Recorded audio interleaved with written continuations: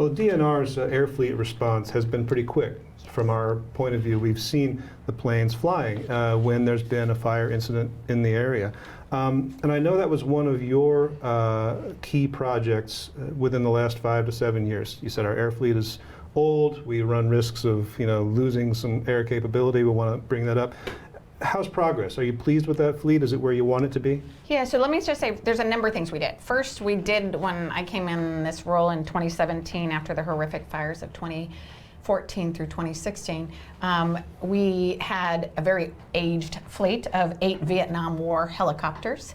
And it was clear that we weren't going to get any new resources until we really leveraged the ones we had. And so we leveraged those quickly on initial attack. The moment there's smoke in the air, instead of wasting time sending a fire engine out to respond, right? We sent our aircraft immediately, get on those fires quickly, contain them, put them out. Yet 8 isn't going to go very far, right? And so we have been pushing to increase the number of air resources we have and also get more modernized fleet in, not just those Vietnam War helicopters. So specifically, and I think this is actually really telling. So in 2021, we were coming off the Labor Day firestorms of 2020.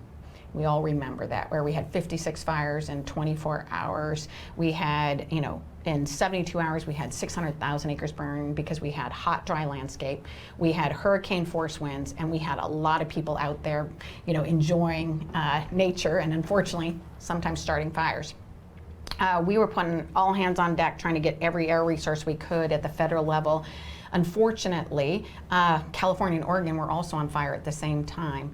And so as we made those calls to get more aircraft, we weren't able to because they were already being utilized in much more high population centers. 2021 is, Washington State was going through its worst drought and Western United States was all in drought.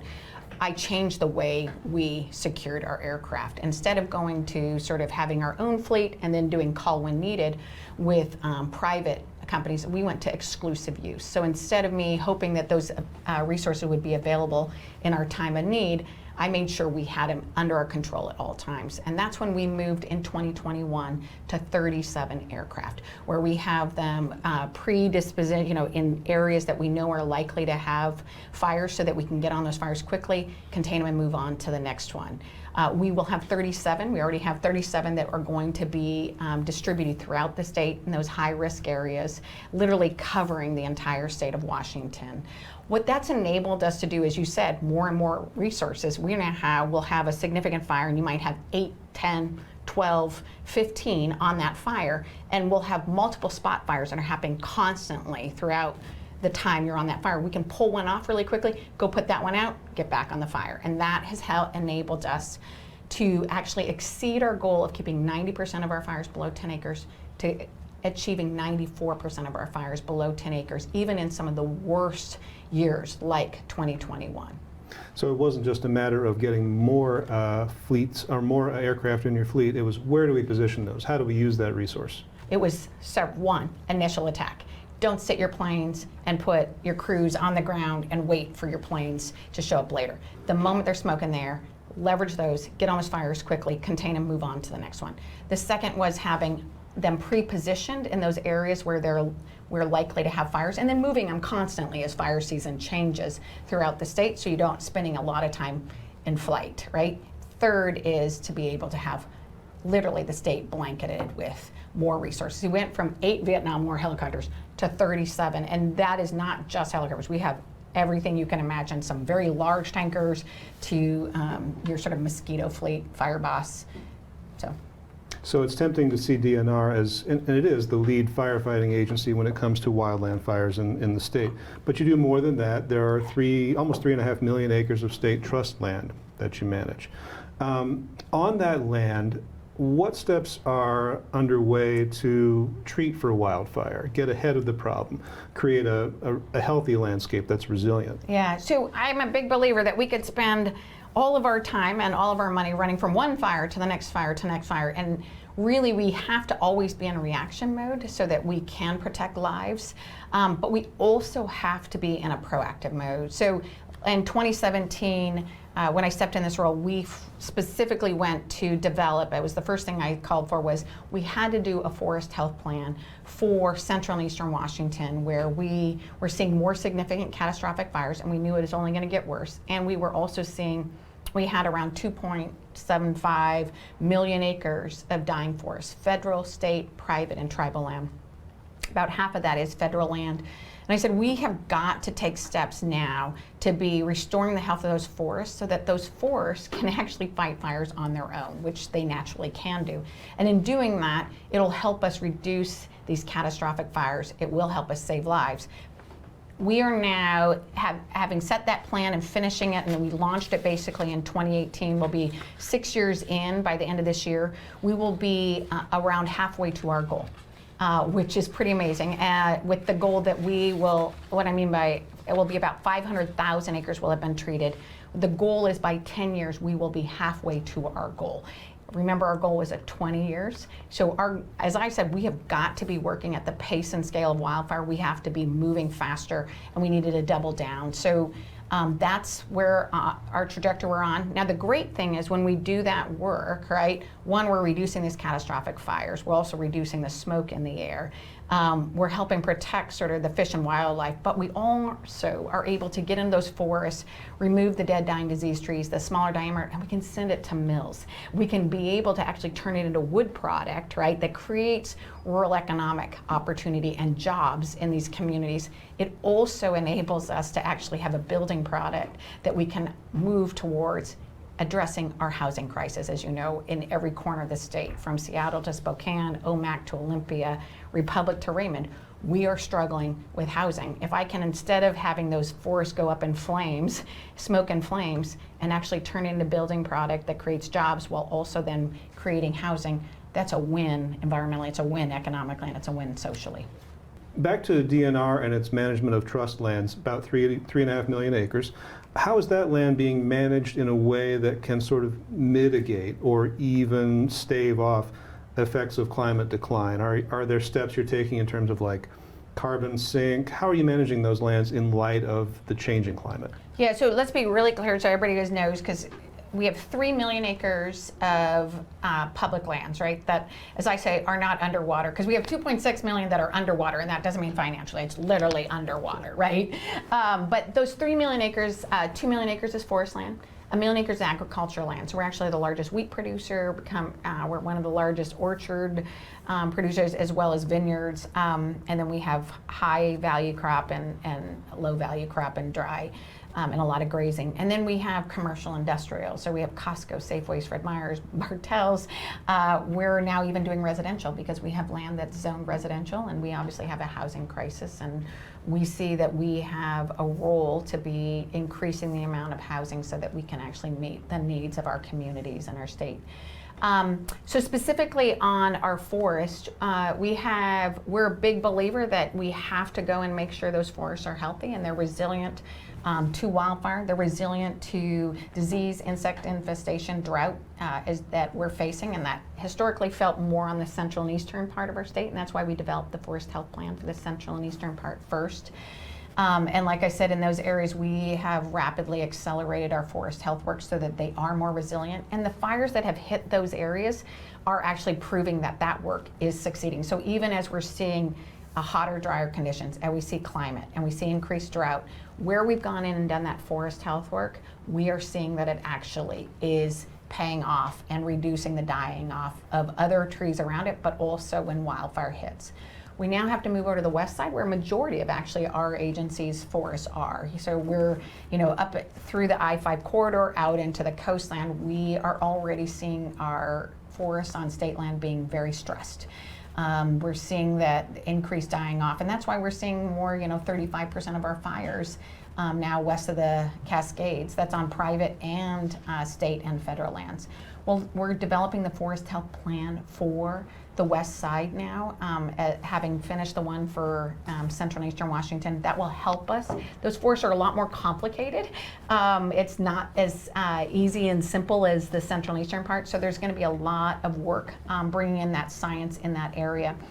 I also want to just shout out that a really great news is we've been working to secure funding from the legislature on silviculture. That's going in and sort of doing the kind of thinning that needs to happen in those forests so that they can continue to grow strong and healthy, so that they're not all competing for limited, soil, limited sunlight, limited moisture that, is what's stressing our forests. I've been pushing for that for the last 3 to 4 years. This last year, this legislative session, we were able to secure $10 million to do that silviculture treatment on our west side forest, which is going to go a long way. I also think it's important that we have, we talk about forest health. We created a revolving loan fund that enables us to do, those projects where we make money on them are able to now to create a sustainable funding. And that has been very, very helpful in the central and eastern part on our forest health plan, and it can also help on the west side. And one of the great news, because we aren't just taking care of the forest health on state lands, because we know if we did that, we would still have a significant problem because we've got federal, private, and tribal. We actually, when I first started in this role, we had one person to do forest health in the entire 1,900 person agency. And we now have the largest federal program in the nation, actually, that we're going in and we're doing forest health on federal lands. And we've created a revolving loan fund so that it will continue to be where we make money on it. It funds that work. And the great thing about it is it's not just forest health. We're also doing salmon habitat restoration. We're doing recreation, trail building, and other types of management tools on those lands so that they are healthy for the environment, they're healthy in the context of climate change, and they're also healthy for the public. One of the obligations you have as commissioners to manage those public trust lands in a way that generates revenue for the state. Yeah. Is there any kind of conflict or tension between that need and the need to manage for climate resiliency, or do you see the two going hand in hand? I think they go hand in hand, to be honest, right? I mean, so first of all, I think it's important people realize that the 2 million acres of forest land, half of those have already been set aside in protection of 90 critical species. In addition to that, half of it, 1 million acres being set aside, we also have some of the most stringent forest practices, actually most stringent forest practices in the nation, where we have an old growth policy. We also have higher, stricter buffers around riparian areas for fish and salmon, as well as wildlife. And so I think it's important people are aware of that. In addition, we're able to go in, we bring sort of this very much a scrutiny about how do we manage those, not just for now and this generation, but we have an intergenerational responsibility where we have to be manage those lands for 10 decades from now, for our schools, for our teachers, for our fire districts, our libraries, and basic health, housing, human services for the government. And so what that means is we're always taking the context of a rapidly changing climate into and that's why that silviculture is so critical, because as they're competing for more water and nutrient, right, resource, then they all get weak, versus if we can go in and do that silviculture and bring in that lighter touch to it, then our trees can get healthier, they can stay healthier, they don't burn down, they can sequester more carbon. I think it's also important for people to realize that if, Washington State, and this is one of the big pieces where I have been trying to move, is set a goal, what I call is keep Washington evergreen. Washington State is the evergreen state. And for the first time, in literally the history of Washington State, less than half of our state is forested. We're seeing an increasing conversion of our forest lands as we see more and more people can work from anywhere, right? As increasing population. And as we lose those forests, we're obviously losing their ability to sequester carbon. We're also losing the wood product that we believe should be grown right here in Washington State for our built environment. Because if we're bringing it from anywhere else, that's an enormous amount of greenhouse gas emissions that comes from the trucking, right? But it also, we're not as aware, or those other places don't likely have the same kind of forest practices that we have here in Washington State. So I've been pushing for we have to restore 1.25 million acres of forest in central and eastern Washington so it doesn't go up in smoke and flames, because wildfires become our second largest greenhouse gas emissions. Second, pushing for us to actually conserve 1 million acres of working forest lands in Washington State.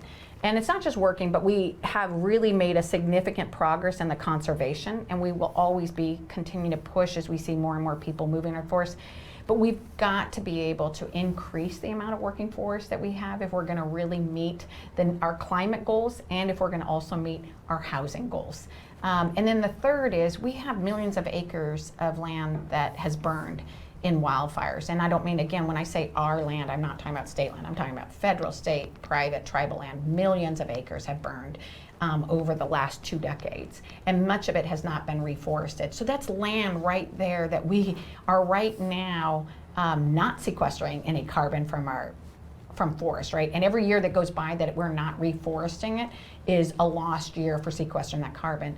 It also creates significant rain on snow events where, you know, if it's burned and it's been charred, it's not going to be able to hold that water, and then we have, you know, challenges like landslides and other. So we secured funding this legislative session to actually move towards our goal of reforesting 1 million acres of forests. And so the Keep Washington Evergreen Initiative is restore 1.25 million acres of forest, reforest 1 million acres, and conserve 1 million acres of forest.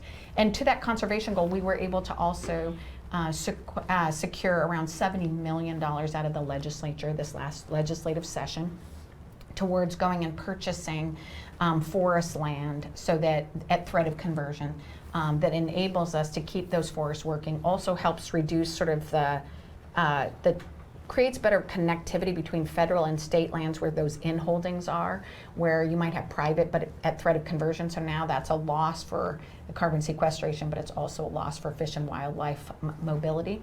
And now with federal funding, Inflation Reduction Act has brought a significant amount of funding forward in the Forest Legacy Program, around $700 million. The great news, and our agency oversees that program in our state, you know, the great news is we are like third in the nation in the entire history of the Forest Legacy Program out of the federal government. We're third in the nation for the most amount of money that we've secured for it. We're hoping to leverage the $70 million we just got this legislative session to now go and increase the amount of investments of that $700 million so we can actually do more conservation here in our state. Well, DNR is projecting above average temperatures in July and August, just to get back to the threat of wildfire that we're looking at. So from your perspective, Commissioner, as a final thought, are there things individual Washingtonians, individuals here in Central Washington can do to help keep that problem at bay? Absolutely. 2 things, right? So the first thing is 80 to 85% of our fires are caused by humans. So every one of us could do our part to join the fire team. We're not going to put you on the line with Pulaski doing building containment, right, lines, but instead, we're going to ask you to do your part and be one less spark out there. Really pay attention to burn bans. Be aware that we are headed into a very dry, hot summer, and it is easy for any spark to get out of control and become something quite significant and threatening. And then I'm also urging people to take steps right now. You can go in and start hardening your home, creating that defensible space, that 10 plus feet around your home.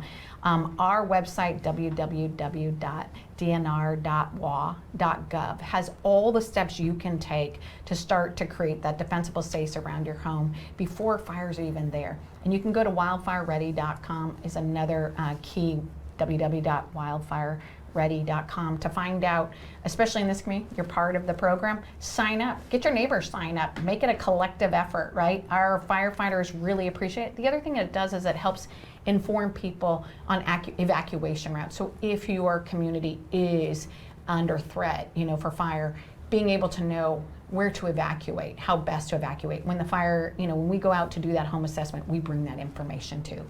So if you're at home here in Wenatchee or in the Wenatchee Valley, you can be thinking about, what's my landscaping look like? Do I have dry leaves I should be raking up? Do I have some debris to remove? And which way is the best way out of my neighborhood? Exactly. Clean out your gutters. Oftentimes we don't think about gutters. We think about the land, right, the fire spreading on the ground, but what happens is embers are flying, especially when there's wind. They can land in one of those, in your gutters. If there's leaves in there and a mess, it can quickly start a fire on your house. Another key, people need to be putting very thin mesh up in the attic crawl space as well as the basement, because oftentimes those embers will come in there. You don't even know that the ember's down there, and now you have a fire inside your house very, very quickly. So keep your lawn cut short. Try to keep it wet if you can, and make sure that you're doing everything to create that defensible space around your home. Good advice for fire season. Yes. Commissioner for Public Lands, Hilary Franz, thanks a lot for being in our studio today. Thanks for having me. You're watching the NCWLIFE channel.